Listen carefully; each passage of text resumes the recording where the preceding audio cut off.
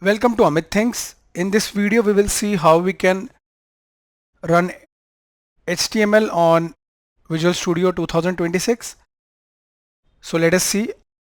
After installing, open Visual Studio, go to File, click New, click File.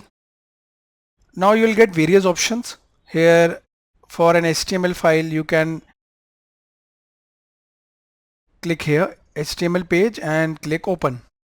Now this will open our HTML page, a demo page. Its name is HTML page 1.html. So here I'll type my first web page as a title. Under body, let's say I'll type heading 1 and enter my website name.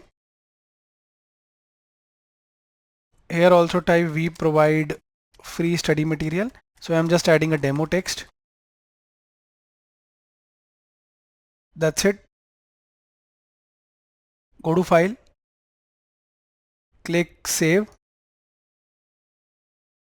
Here you can create a new folder for your project. Let's say I'll create a new folder.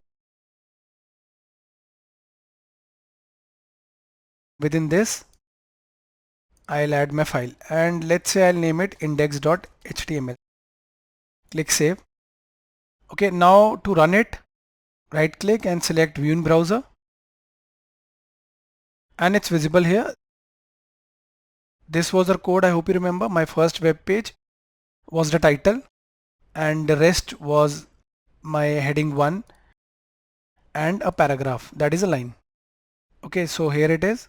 This was my title and the rest of the stuff. So in this way guys, we can easily run HTML on Visual Studio.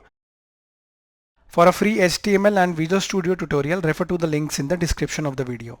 Thank you for watching.